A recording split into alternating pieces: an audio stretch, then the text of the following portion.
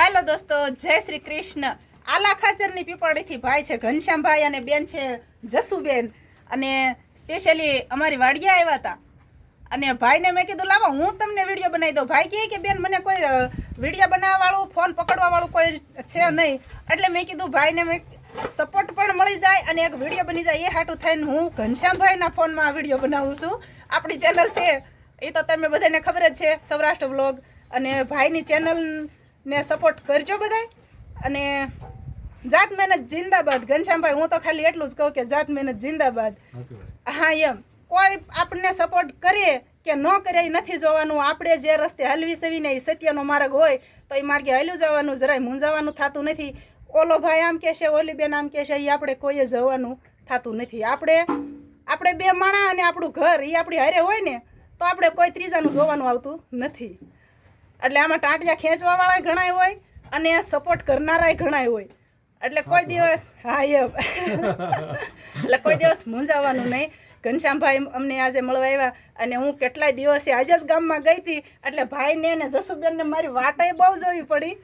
એટલે આઈ am sorry, number નહોતો નકરે phone કરી. હા, પછી ગામમાં 3-4 જણાને પૂછ્યું ને ત્યારે આ કૈલાસબેન હારે મુલાકાત થઈ. આવા છે કૈલાસબેન. ચાર ઠેકાણે પૂછ્યું તારે કૈલાસ બેન ચાર ઠેકાણે પૂછ્યું તો બેન નું સરનામું મળ્યું અમને, અને અમે વાડી આવ્યા. પછી બેન ને કીધું મળવી શું કે તારે જો જમવાનું બેન તો આદત જમીન પછી જવાનું છે, સિવાય જવાનું નથી ક્યાં. હવે આંગણે આવ્યા મહેમાન એનું તો સન્માન તો આપણે કરવું જોઈએ ને. બેન હાજર નહોતા અને મારે ગાડી લઈને લેવા જવું પડ્યું ગામમાં. હા, હા, અને ઘઉં ચોખા લેવા ગયા હતા પાછા અને વાતું એ સડી ગયા હતા. હા એમ. એટલે મારા ફોઈ જ છે હગા, એટલે ફોઈના ઘરે અમે બેસી ગયેલા. આ તો ભલે આ ભાઈની ઘનશ્યામભાઈની ચેનલ છે, બધા સૌ સપોર્ટ કરજો. હજી તો આપણે કૈલાસબેન પાસે આવ્યા હતા અમે, ગામ વડોદ. એટલે કૈલાસબેન જો પશુપાલન કરે છે, ગાયું ખૂબ સરસ રાખે છે, ગાયું ઉપર ફુવારા પણ રાખ્યા છે.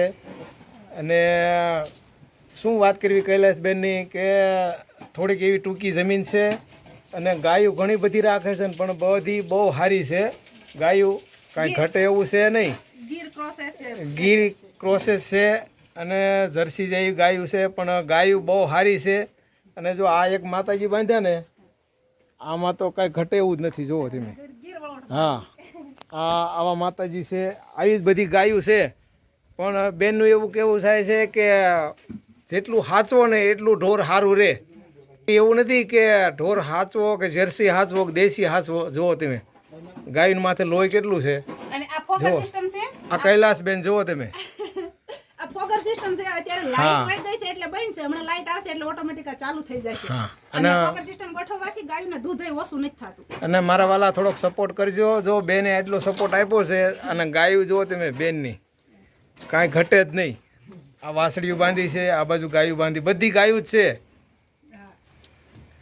અને મારી ચેનલને ભાઈ સપોર્ટ કરજો મારા વાલા. તમે ચેનલનું નામ કહી. એટલે મારી ચેનલનું GMM ઘનશ્યામભાઈ પ્રજાપતિ 6182.